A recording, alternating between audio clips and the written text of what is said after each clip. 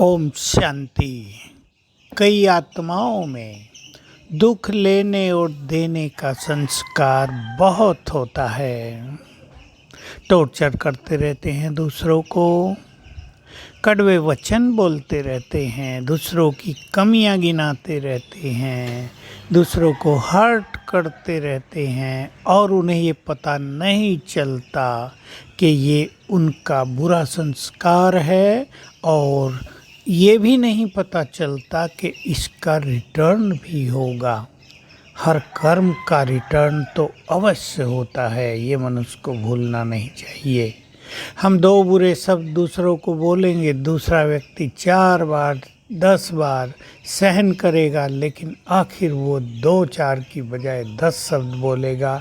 तब आपको पता जरूर चलेगा, अनुभव होगा कि दूसरों को खराब शब्द, कटु वचन, इंसल्टिंग वर्ड बोलने का परिणाम क्या होता है। कई लोग दूसरों का अपमान करते रहते हैं, लड़ाई होती है तो बुरे बुरे अपमान सूचक शब्द उन्हें बोलते रहते हैं। ये सब ब्राह्मण कुल की मर्यादा के विपरीत है। उन्हें उस टाइम मान लेना चाहिए कि वे तो ब्राह्मण हैं ही नहीं, ईश्वरीय संतान हैं ही नहीं, उनको बाबा का कोई बल नहीं मिलता, उनको बाबा की दुआएं नहीं मिलती। ऐसा कहें बाबा उनकी तरफ कभी देखता भी नहीं है।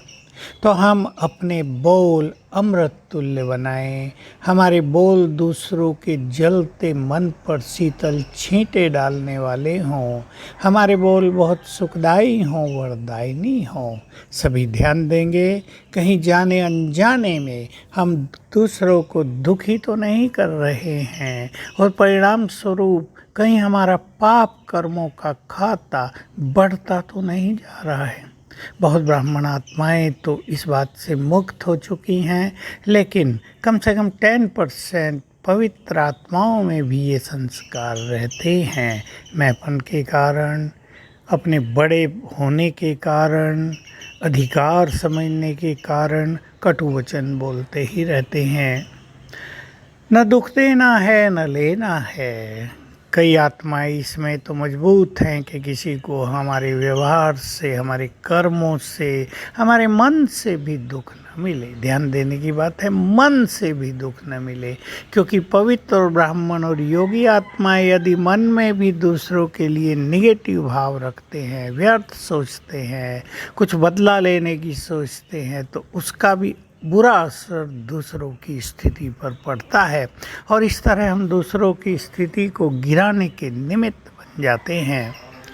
लेकिन हमें दुख लेने के भी संस्कार नहीं हो। संगठनों में जब हम होते हैं तो कोई ना कोई व्यक्ति ऐसा हमारे साथ होता है जो कुछ बुरा बोले, जो बुरा व्यवहार करे, जो हमारी भावनाओं को ठेस पहुंचाए, जो हमें कष्ट देने का संकल्प भी करे, गिराने का संकल्प करे, आगे न बढ़ने दे, ईर्ष्या करे। संगठनों में ये बात कॉमन रूप से होती रहती हैं।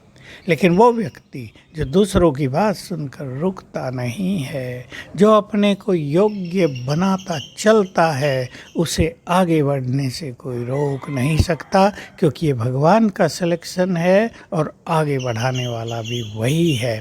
जो लोग कहते हैं बाबा हमें आगे नहीं बढ़ाता, वो खुद रुके रहते हैं, वो बातों में अटक जाते हैं, वो बाबा की मदद के अपने को पात्र बनने नहीं देते हैं। इसलिए हम ऐसी अपनी स्थिति बनाएं कि हम सेंसिटिव न रहें, कि बैड फीलिंग में रहें, हमेशा दुखी होकर रोते रहें, उदास रहें, हमारा मूड भी ऐसा हो जैसे किसी ने बहुत मार पीट दिया है, हमें कोई बहुत बड़ा नुकसान हमारा हो गया है। सोचें, दूसरा व्यक्ति तो आपको बुरा बोलकर चला गया, उसको शायद आभास भी नहीं है कि उसने कुछ बुरा बोला है, और वो खुश भी हो सकता है कि मैंने अपना काम कर दिया। तो जब वो खुश है, हम भी खुश रहें। हम दूसरों की बात को बहुत नाजुक रूप से सेंसिटिवली न लें, हल्के हो जाएं और पावरफुल हो जाएं। दोनों बातों पर हमें ध्यान देना है। दूसरे की बातें सुनते हुए बहुत हल्के, चलो इनका तो काम ही है बोलते रहना, ये बोलते रहें, हम मस्त रहें और पावरफुल भी हो जाएं, ताकि हमारी स्थिति कभी बिगड़े नहीं और हम महानता के पथ पर दूसरों का दुख हरने वाले निरंतर बनते रहें। याद रखेंगे, जो दुख देते हैं या दुख लेते हैं वो कभी दुख हरता नहीं बन सकते। ओम शांति।